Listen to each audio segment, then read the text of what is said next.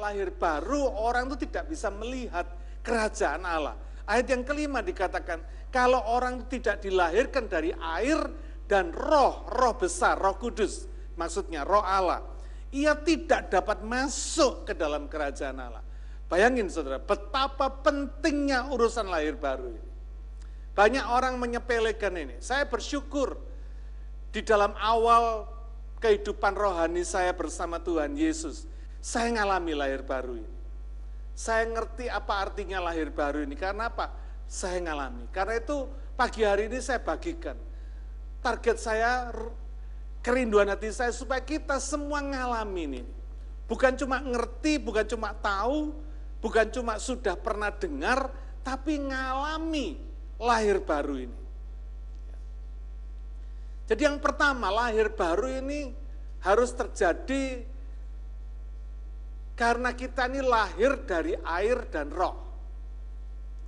Ketika kita ini mengalami lahir dari air dan roh, maka itu kita akan mengalami lahir baru.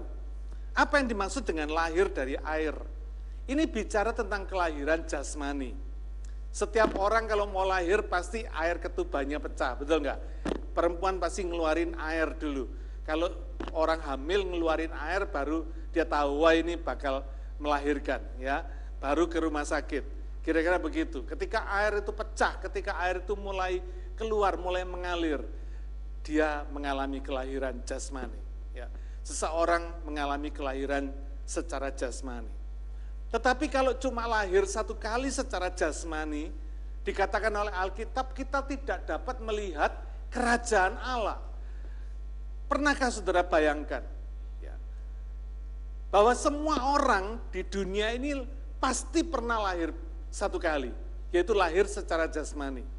Ya. Tapi lahir secara jasmani ini nggak cukup, karena kita tidak bisa melihat kerajaan Allah. Artinya kita harus lahir dua kali, yaitu lahir secara jasmani, seperti saat ini, dengan tubuh roh jiwa, tetapi juga lahir secara rohani. Lahir jasmani dan lahir rohani.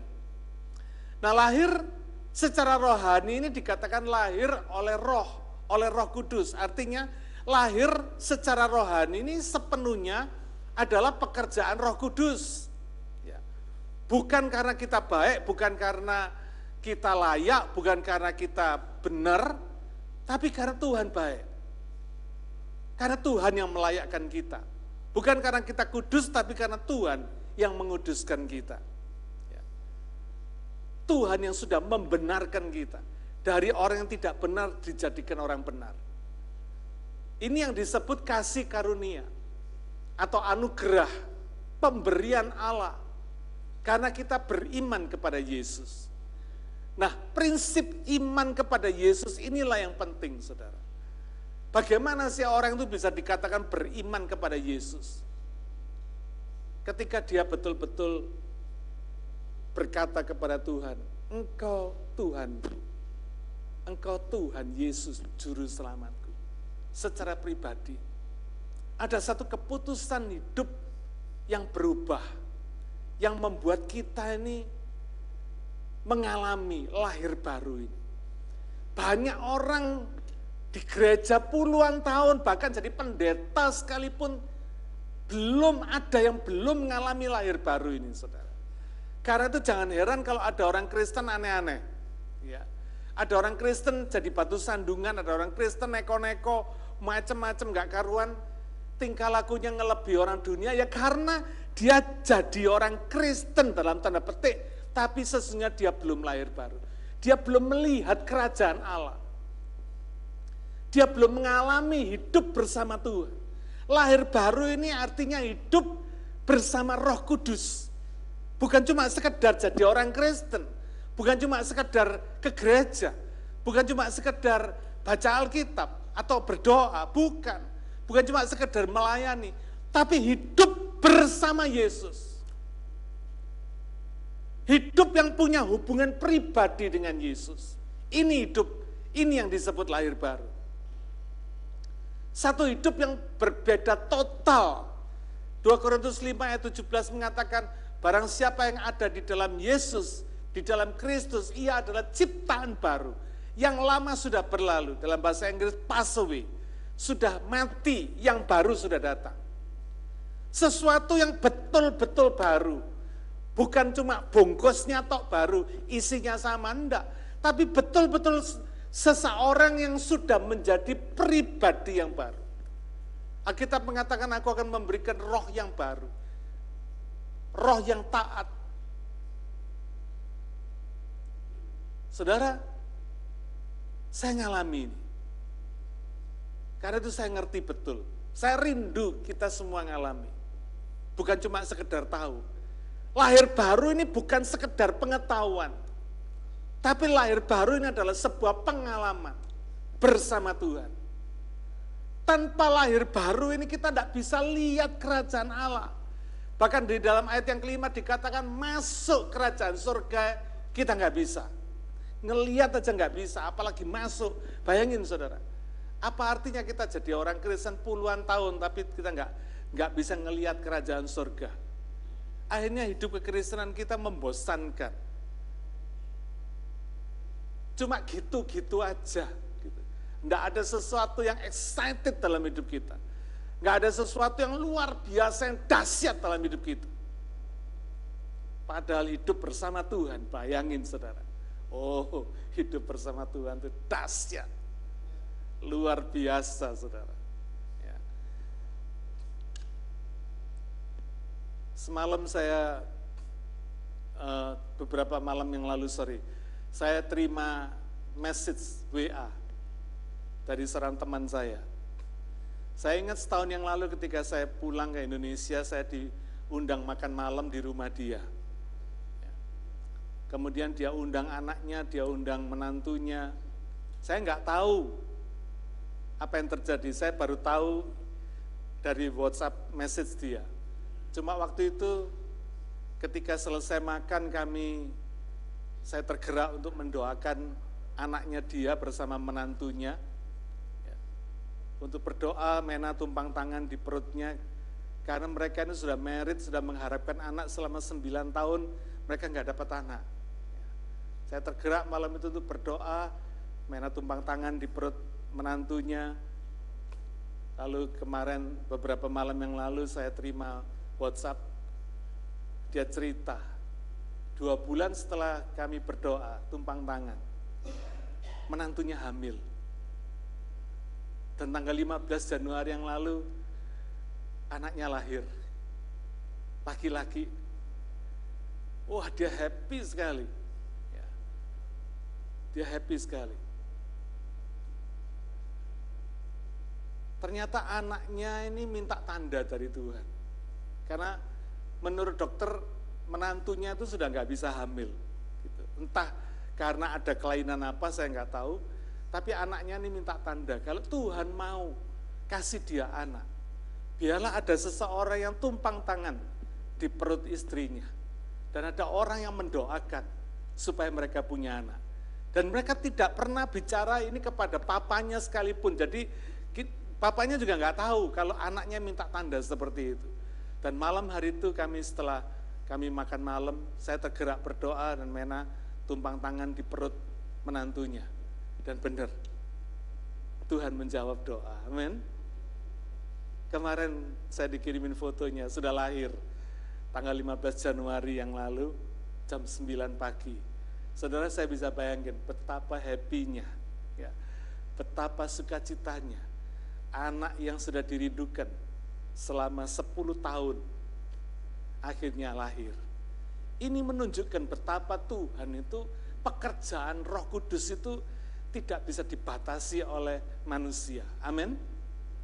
Apapun kata medis, dokter mau ngomong apapun terhadap keadaan saudara, percaya, dia lebih canggih, saudara. Amin.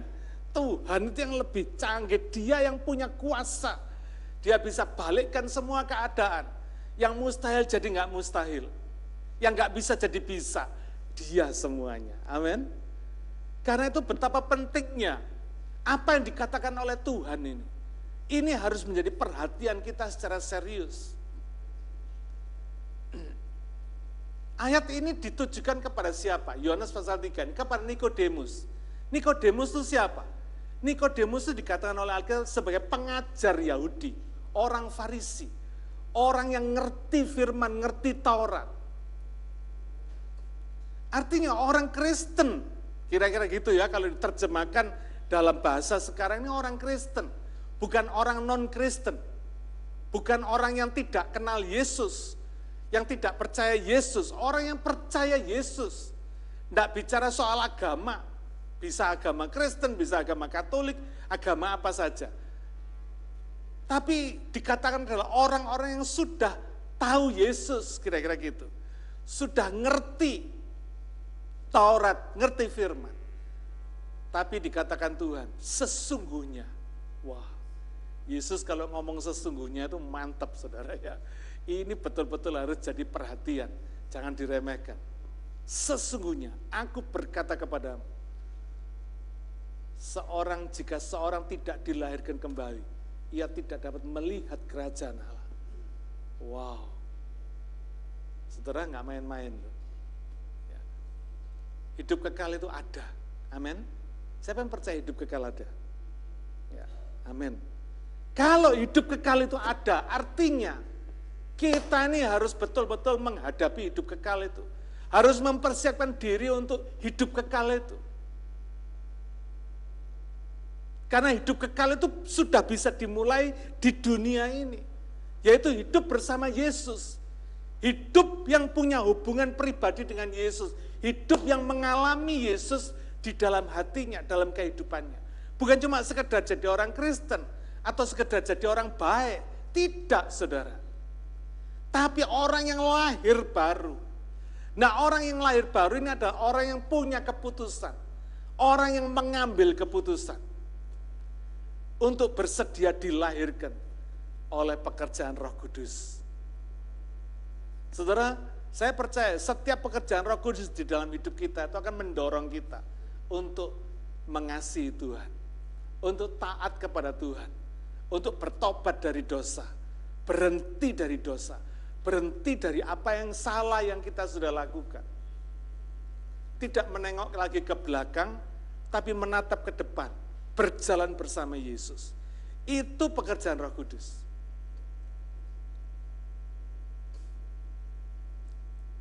Karena itu secara praktis, lahir baru itu bisa dilakukan.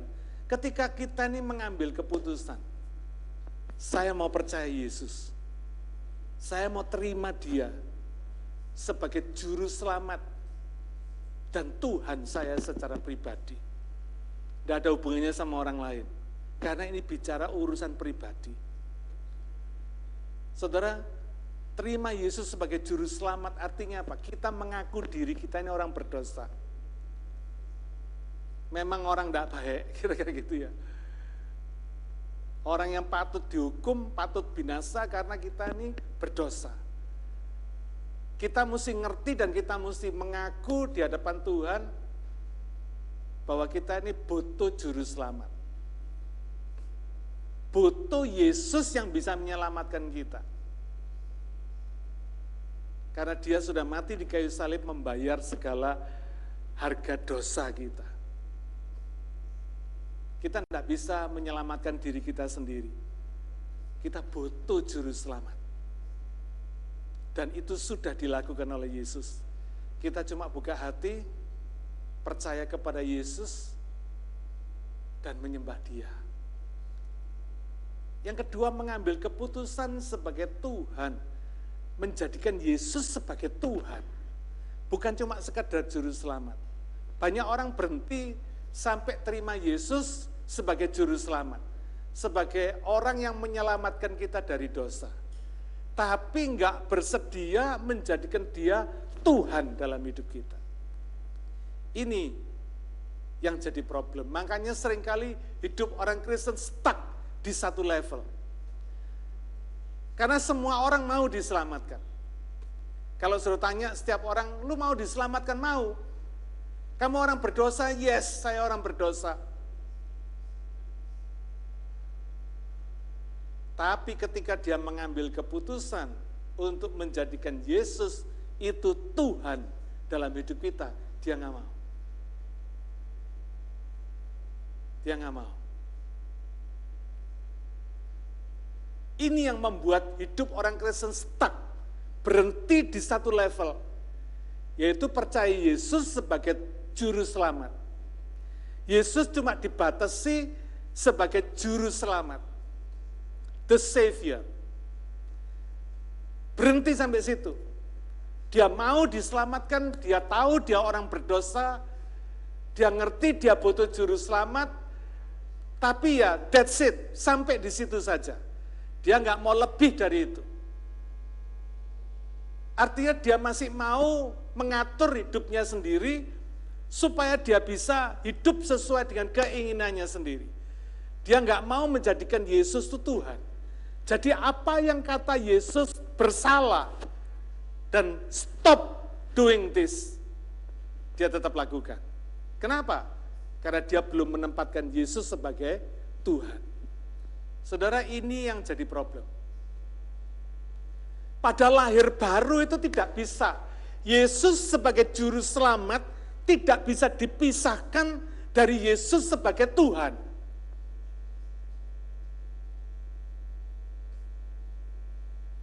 Saudara tidak bisa menerima percaya Yesus sebagai juru selamat tanpa menjadikan dia sebagai Tuhan dalam hidup saudara.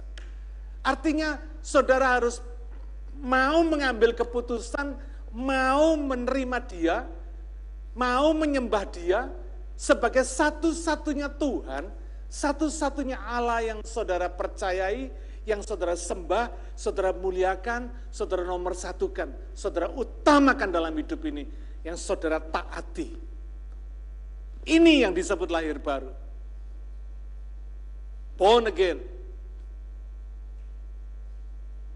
Dua hal ini, menerima dan percaya Yesus sebagai juru selamat, dan menerima Yesus sebagai Tuhan, dua hal yang tidak bisa dipisahkan. Artinya ketika saudara menerima Yesus sebagai juru selamat, maka konsekuensinya saudara harus menerima dia sebagai Tuhan. Tidak bisa, saudara coba berhenti sampai satu sisi aja.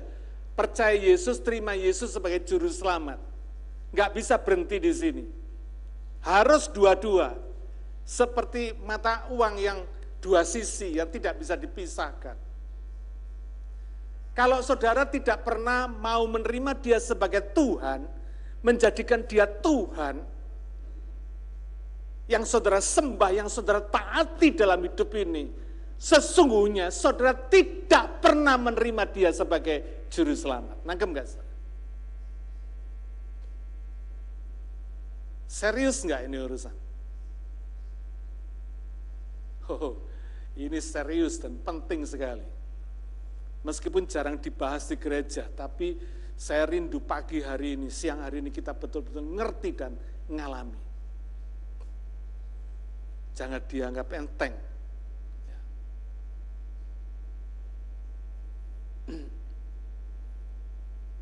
Kita tinggal buka hati, kita tinggal percaya, kita tinggal ambil keputusan.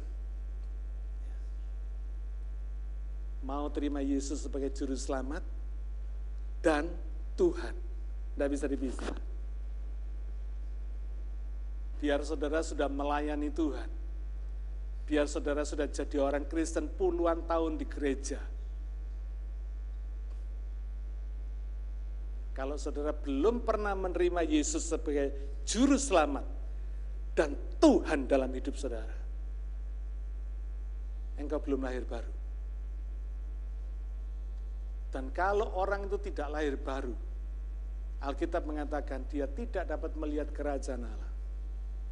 Plus dia tidak dapat masuk ke dalam kerajaan Allah. Wow, ini urusan serius. Pagi hari ini saya mau tanya sama saudara.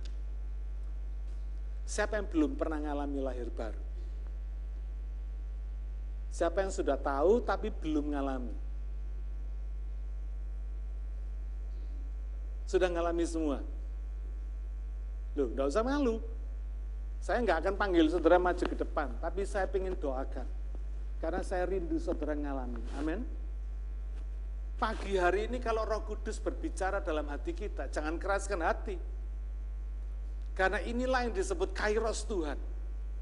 Sama seperti kelahiran jasmani tadi. Kalau sudah umur kandungan 9 bulan, 10 hari, sudah waktunya lahir. Nah, kapan kairos Tuhan membawa kita lahir baru? Tadi saya katakan, pekerjaan Roh Kudus itu selalu membawa kita itu untuk mengalami hubungan pribadi dengan Tuhan. Kalau pagi hari ini saudara mendengar pengajaran tentang lahir baru ini, percayalah, kairos Tuhan itu sedang datang dalam hidup saudara. Jadi nggak perlu saudara malu. Kalau memang saudara merasa saya belum lahir baru, angkat tangan, saya mau doakan buat saudara.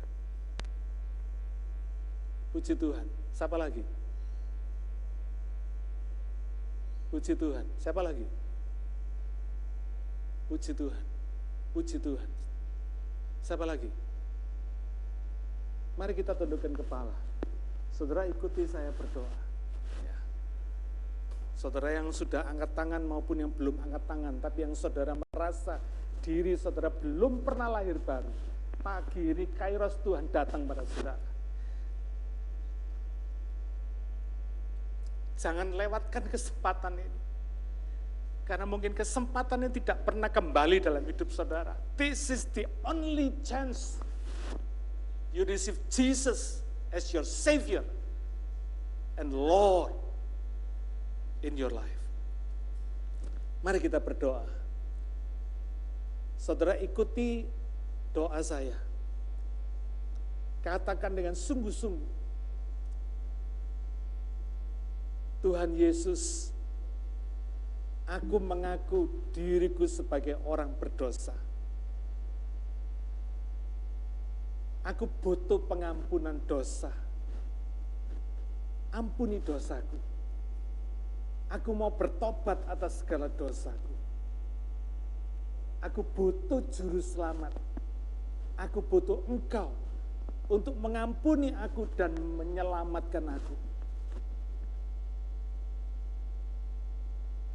Aku membuka hatiku Tuhan, supaya Engkau masuk dalam hatiku. Jadilah juru selamat dan Tuhan dalam hidupku. Aku mau mentaati Engkau. Mulai hari ini aku mau menyerahkan hidupku kepadamu. Aku mau mentaati Engkau sebagai Tuhan dan juru selamatku pribadi. Terima kasih ya Tuhan. Aku percaya Engkau sudah mati di kayu salib buat membayar segala dosaku. Karena itu, aku percaya siang hari ini ketika aku mengambil keputusan, ketika aku membuka hatiku untuk percaya dan menerima Engkau sebagai Tuhan dan Juru Selamatku, Engkau sudah menyelamatkan aku. Tuhan, terimalah hidupku menjadi anak-anak-Mu. Aku yang lama sudah berlalu. Aku yang baru sudah datang. Terima kasih Tuhan. Biarlah Engkau memberikan aku pengalaman lahir baru oleh pekerjaan Roh Kudus yang terjadi di dalam aku saat ini juga. Di dalam nama Tuhan Yesus. Amin. Saudara, yang pertama, lahir dari air dan roh. Ini bagaimana kita lahir baru. Keputusan untuk mempercayai Yesus sebagai juru selamat dan sekaligus Tuhan dalam hidup kita. Dua keputusan yang tidak bisa dipisah. Saya percaya bagi saudara yang pagi hari ini, siang hari ini, mengambil keputusan, buka hati. Dan saudara yang tadi berdoa, terima dengan iman, percaya, engkau sudah mengalami lahir baru. Bagaimana kita tahu pasti bahwa kita mengalami lahir baru? Hidup kita berubah. Ada buah roh yang terjadi. Pekerjaan Roh Kudus akan disertai dengan buah Roh Kudus. Itu yang akan mengalir dalam kehidupan kita. menjadi air kehidupan. Amin. Yang pertama, lahir dari air dan roh. Yang kedua, hidup mulai dengan Tuhan dan bersama dengan Tuhan. Kita baca Kolose 1 ayat yang ke-16 dan 17. Kolose 1 ayat 16 dan 17. Bagaimana hidup baru itu? Bagaimana kita mengisi hidup baru, lahir baru di dalam Yesus. Kolose 1 ayat 16 dan 17. Karena di dalam dialah, dia maksudnya sini Yesus, telah diciptakan segala sesuatu yang ada di sorga dan yang ada di bumi, yang kelihatan dan yang tidak kelihatan, baik singgasana maupun kerajaan, baik pemerintah maupun penguasa. Segala sesuatu diciptakan oleh Dia dan untuk Dia. Dia di sini Yesus. Ia ada terlebih dahulu dari segala sesuatu, dan segala sesuatu ada di dalam Dia. Saya akan bacakan terjemahan The Message, ya, terjemahan bahasa sehari-hari dalam bahasa Inggris, ya. Lebih mantap, saudara, ya. Terjemahannya demikian: For everything, absolutely everything, above and below, visible and invisible, everything God started in Him di sini Yesus, and finds its purpose in Him. Itu sebabnya hidup baru tidak bisa diawali, kayak tadi saya katakan, hidup ini diawali oleh Tuhan. Karena itu hidup baru di dalam Yesus ini juga harus diawali bersama Tuhan dan juga dijalani bersama Tuhan. Diawali oleh Tuhan dan dijalani bersama Tuhan. Ini hidup baru. Selama saudara tidak mau hidup bersama Tuhan, berjalan bersama Tuhan, hidup baru saudara masih tanda tanya besar.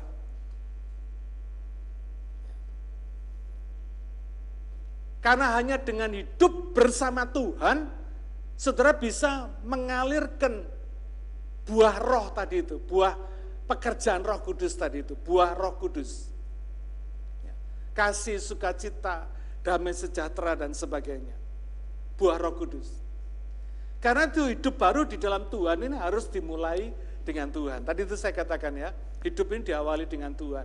Harus dimulai dengan Tuhan. Kita hidup di dunia ini dengan mengemban tujuan Tuhan. Dan hidup untuk memenuhi tujuan itu. Bukan carpe diem, bukan semau gue, enggak. Hidup ada sasarannya. Saudara lahir di dunia ini ada sasarannya. Saudara ngerti nggak ngerti, saudara harus tahu bahwa hidup saudara itu mengemban, mengandung tujuan Allah dalam hidup kita. Dan kita hidup di dunia ini untuk menggenapi, untuk memenuhi tujuan Allah itu. Pencarian tujuan hidup ini banyak membingungkan orang. Ini sudah menjadi perdebatan, sudah menjadi pembicaraan ribuan tahun. Dari budaya kemanusiaan yang sudah ada ribuan tahun. Para filosofi, para pemikir-pemikir sudah berusaha untuk mendefinisikan apa sih tujuan hidup manusia di dunia ini. Apa tujuan hidup saudara sekolah? Paling kan cuma diajari sama orang tua kita, oh, untuk supaya besok kamu bisa punya kerjaan yang baik, hidupmu sukses, jadi kaya raya. Apa cuman itu tujuan kita sekolah? Enggak. Apa tujuan saudara kawin? Oh iya Pak, supaya saya ada yang ngopeni. Suami saya yang pintar kerja, jadi saya enggak usah kerja. Suami saya yang punya karunia cari uang, saya punya karunia menghabiskan uang. Kira-kira gitu. Apa ya itu? Cuman itu aja tujuan kawin, jangan kawin. Enggak, tujuan kawin saudara bukan cuma itu. Apa tujuan saudara kerja? Dapat duit Pak, kalau enggak kerja kan enggak dapat duit. Alkitab berkata kalau enggak Nggak kerja jangan makan, ya betul. Tapi apa cuma untuk dapat duit saja saudara kerja? Enggak.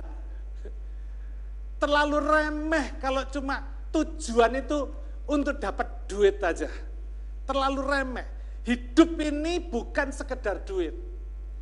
Karena itu banyak orang yang memulai hidup ini dengan self-centered focus, self-centered oriented. Cuma mikirnya duit itu nomor satu. Yang dipikirin cuma duit. Melek moto, buka mata duit, sampai tutup mata duit. Hidup ini kalau cuma sekedar duit terlalu murah, saudara. Hidup ini mahal.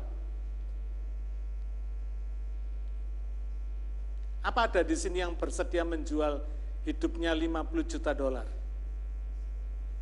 Ayo, kalau ada orang yang bayar hidup saudara 50 juta dolar, saudara disuruh ketemu sama Tuhan, mau nggak? Nggak mau toh? Padahal saudara cari duit 50 juta dolar, nggak bisa toh? Tapi saudara nggak mau hidup saudara dihargai cuma 50 juta dolar, betul nggak? Itu artinya hidup ini bukan sekedar duit.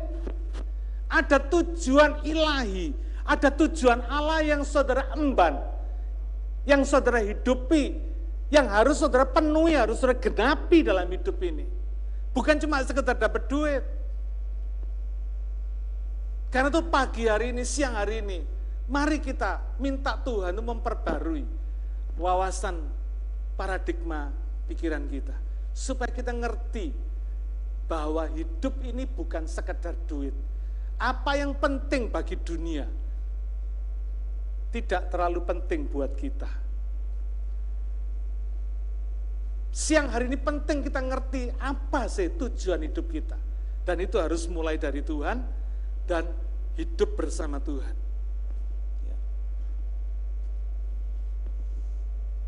Pertanyaan self-centered ini sudah menjadi hal yang biasa.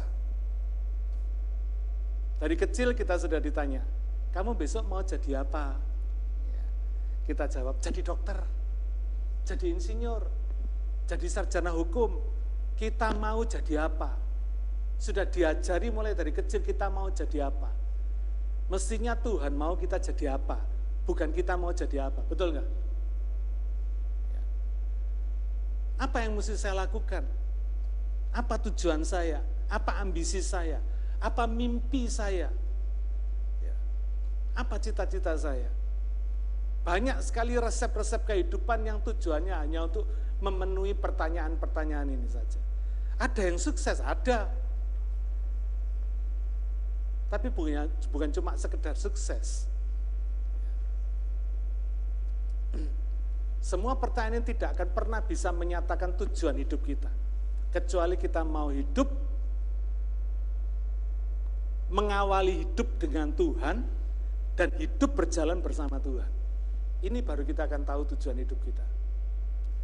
Kita ini tidak menciptakan diri kita sendiri. Tadi saya katakan ya, hidup ini kita tidak bisa milih pada awalnya. Tuhan semua yang milihkan kita. Jadi kita ini tidak menciptakan diri kita sendiri. Jadi nggak mungkin kita ini tahu tentang diri kita sendiri, apalagi tujuan hidup kita. Nggak bakal ngerti, nggak bakal tahu. Hanya Tuhan pencipta kita yang tahu tentang tujuan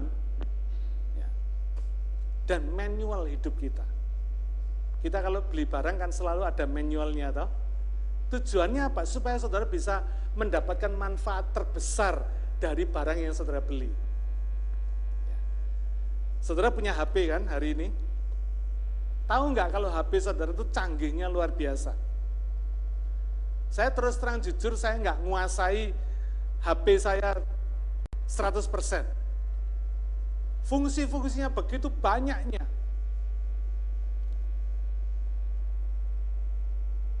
Tapi manualnya menyatakannya. Orang yang fokus pada dirinya sendiri tidak akan pernah tahu tujuan hidupnya. Kecuali dia fokus sama Tuhan. Dia bersedia mengawali setiap hari bersama Tuhan. Dan dia bersedia menjalani hari-hari dia bersama Tuhan. Baru dia akan mulai dia bisa ngerti tentang tujuan hidupnya. Tujuan hidup Sang Pencipta terhadap diri kita.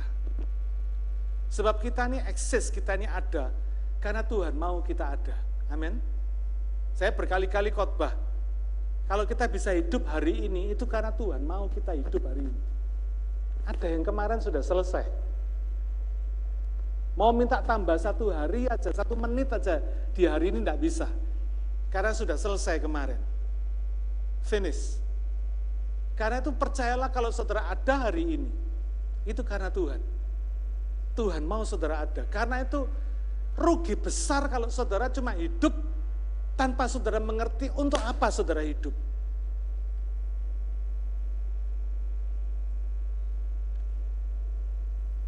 Kita diciptakan untuk Tuhan, oleh Tuhan, dan karena itu kita hidup untuk Tuhan. Jadi kalau saudara mau hidup untuk diri saudara sendiri, keliru besar. Saudara miss the road.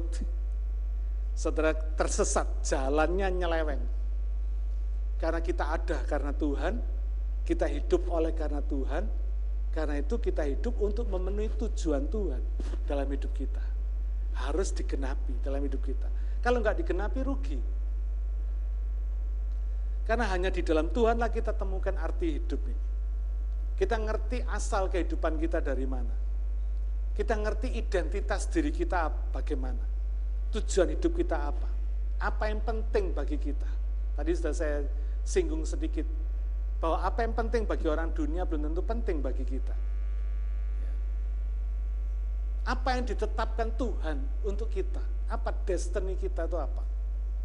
Ini semua bisa diketahui kalau kita mau hidup bersama Tuhan. Karena itu hubungan pribadi dengan Tuhan tiap hari itu penting. Lakukan saat teduh tiap hari. Tanya sama Tuhan, Tuhan, hari ini saya mesti hidup bagaimana? Apa yang mesti saya lakukan? Of course saudara harus melakukan pekerjaan saudara sehari-hari. Tapi bukan cuma itu saja. Amin. Tadi saya katakan, hidup ini kalau cuma untuk kerja saja, terlalu murah. Dapat berapa sih saudara kerja 1 hari? Terlalu murah. Padahal hidup saudara itu mahal sekali. Lebih daripada sekedar untuk kerja. Karena itu izinkan Tuhan memakai kehidupan kita untuk memenuhi tujuannya. Seringkali kita gunakan Tuhan untuk memenuhi tujuan kita. Padahal Tuhan mau pakai kita untuk memenuhi tujuannya. Menjadi orang-orang yang dipakai Tuhan memenuhi tujuan ilahi. Saudara percaya kalau saudara ngerti prinsip ini dan saudara hidup bersama Tuhan untuk memenuhi tujuan ilahi ini, hidup saudara itu ajaib, dahsyat saudara. Bukan cuma sekedar dapat duit, bukan. Terlalu murah kalau cuma saudara hidup untuk dapat duit, terlalu murah. Amsal 11 ayat 28 mengatakan begini. Siapa yang mempercayakan diri kepada kekayaannya akan jatuh, tapi orang benar akan tumbuh seperti daun muda. Ini bahasa Indonesia ya. Saya kadang-kadang geli baca bahasa Indonesia. Saya akan bacakan dalam terjemahan The Message ya. A life devoted to things is a dead life. Hidup yang didedikasikan kepada benda, kepada sesuatu itu adalah hidup yang mati, kira-kira gitu. Ya. A stump. A God-shaped life is a flourishing tree. Hidup yang dibentuk oleh Tuhan, hidup yang memenuhi tujuan Tuhan, is a flourishing tree. Seperti pohon yang bertumbuh, pohon yang segar, pohon yang bertunas, pohon yang subur. Saudara, bedakan orang sukses dengan orang yang berhasil memenuhi tujuan hidupnya. Banyak orang sukses, tapi belum tentu dia memenuhi tujuan hidupnya di dunia ini. Marilyn Monroe kurang populer apa? Jadi artis paling terkenal di zamannya. Mati bunuh diri. Michael Jackson, kurang apa? Kurang terkenal apa? Kaya raya, mati bunuh diri. Ada banyak orang, Presiden Brasil, sudah jadi presiden, punya kekuasaan, mati menembak jantungnya sendiri. Ini menunjukkan bahwa orang-orang sukses tidak sama dengan orang yang memenuhi tujuan hidupnya. Berapa banyak orang hebat akhirnya mati bunuh diri? Orang sukses mati bunuh diri. Kenapa? Karena sukses secara dunia, sukses secara materi tidak menjamin hidupnya flourish. Tidak menjamin hidupnya itu subur. Sukacita. Enggak. Hanya ketika saudara memenuhi tujuan Allah dalam hidup saudara di dunia ini, hidup saudara akan penuh sukacita. Mungkin saudara enggak pegang duit besar, tapi sukacita saudara besar.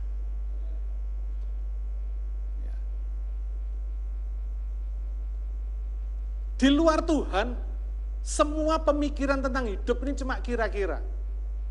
Orang Inggris bilang guessing. Cuma menebak-nebak. Kita ini tidak akan pernah ngerti tentang Tuhan, kecuali Tuhan yang merevelationkan, mewahyukan dirinya kepada kita. Kecuali Tuhan yang menyatakan dirinya kepada kita, baru kita ngerti Tuhan. Amin. Lebih daripada itu kita nggak bakal bisa. Karena itu semua agama, kepercayaan, pemikiran-pemikiran tingkat tinggi, filosofi manusia itu cuma bisa mengira-ngira tentang Tuhan, bisa menebak-nebak tentang Tuhan, tapi tidak pernah bisa mengerti Tuhan. Apalagi mengerti tujuan Tuhan dalam hidup kita, tidak bisa. Unless saudara serius sama Tuhan, lahir baru tadi, punya hubungan pribadi dengan Tuhan, hidup bersama Tuhan, mengawali setiap hari bersama Tuhan, berjalan bersama Tuhan, saudara ngerti tujuan hidup saudara, arti hidup saudara, destiny kehidupan saudara. Dan saudara akan puas menikmati hidup ini. Hidup ini akan penuh sukacita. Amin. Ya.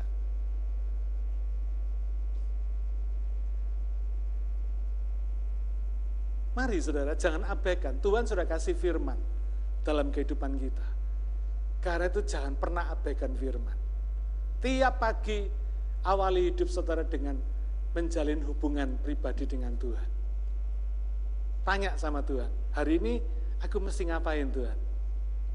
Selain kerja, selain sekolah, selain jadi ibu rumah tangga, selain jadi bapak, kepala keluarga, selain ini, selain itu, engkau mau aku lakukan apa? Tanya sama Tuhan. Saya percaya Tuhan itu memimpin kita. Amin. Ada satu buku yang bagus. Buku ini judulnya Cat and Dog Theology. Dari judulnya kita sudah bisa terprovokasi. Dalam buku ini menceritakan, dia mengumpamakan hidup manusia itu seperti kucing sama anjing. Cat and Dog Theology. Kucing itu dikatakan manja, dan anjing itu setia. Kucing ini ngomong gini, kalau ada orang yang memberikan aku makan, yang mengelus-ngelus aku, yang ngasih aku tempat tinggal, yang mengasihiku, lalu kucing ini berkata, dia pasti pelayanku. Beda sama anjing. Anjing kalau ada orang yang ngasih makan, ngelus-ngelus dia, ngasih tempat tinggal, mengasihi dia, dia berkata, itu pasti tuanku. Nangkep gak saudara ya? Kucing sama anjing beda. Kucingnya bilang, yang begitu itu pelayanku. Tapi anjingnya bilang, yang begitu itu orang yang baik seperti itu adalah tuanku. Saudara, ini merupakan satu sarkasme, satu perumpamaan. Diumpamakan hidup kita tuh model seperti itu. Kita ini modelnya kayak kucing atau kayak anjing. Kalau Tuhan baik sama kita ini taking for granted, kita mengatakan, lu harus layani gua Tuhan. Lu mau nggak mau, lu harus menyenangkan hati gua. Semua gua, kepentingan saya. Yang penting saya happy, yang penting saya puas. Beda sama anjing. Engkau tuanku. Karena kucing tadi berkata, engkau pelayanku. Anjing bilang, kau tuanku, artinya apa? Yang penting aku ini memuaskan tuanku. Yang penting aku ini berdedikasi, loyal, mengabdi kepada tuanku. Nah, kita ini jadi orang Kristen model kayak apa? Jawab sendiri. Kita ini selama ini model kayak kucing atau model kayak anjing? Yang menganggap Tuhan itu pelayan kita atau menganggap Tuhan itu tuan kita? Ya, jawaban sendiri, saudara.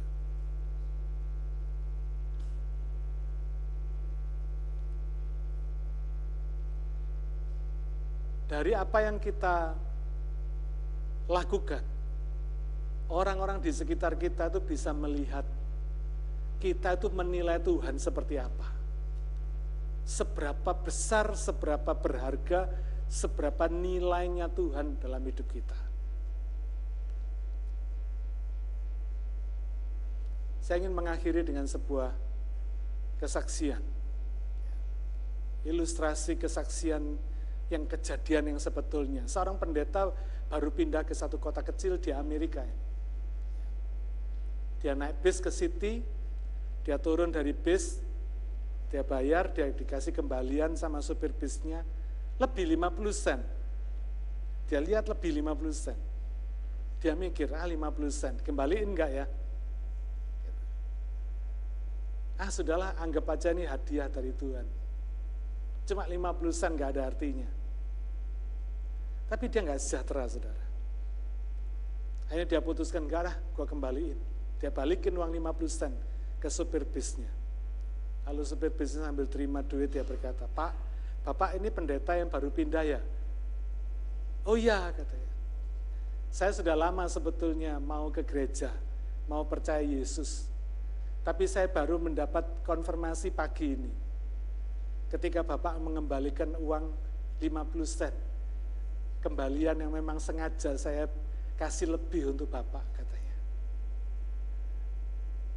Dia turun dari bis, pendeta ini nangis, saudara. Dia pegangan tiang, dia berkata, Bapak ampuni saya. Aku hampir saja menjual Tuhan Yesus dengan 50 sen. Saudara nangkap maksudnya ya? Saudara, berapa banyak kita ini menghargai Tuhan? Seberapa nilainya Tuhan bagi kita? Kalau saudara bolos kebaktian ibadah hari Minggu hanya untuk kerja, ya segitu yang saudara dapatkan hari Minggu itu, segitu itu saudara nilai Tuhan yang sudah mati buat kita. Kalau saudara abaikan saat teduh, abaikan doa, abaikan baca firman, untuk nonton TV, untuk mainan game, ya segitu itu loh, saudara nilai Tuhan dalam hidup saudara. Mari saudara, tanpa kita sadari kekristenan kita ini diamati orang. Seberapa nilai kita menghargai Tuhan, ya sebegitulah Tuhan akan dihargai orang lain. Kenapa kita ini tidak bisa bersaksi kepada orang lain? Tidak efektif untuk bersaksi memenangkan jiwa. Gak bisa menjangkau komunitas kita yang ada di sekitar kita. Ya karena kita seringkali tidak menilai Tuhan, tidak menghargai Tuhan sebagaimana dia ada. Kita terlalu murah menilai Tuhan seperti kita murah menilai, menghargai hidup kita sendiri.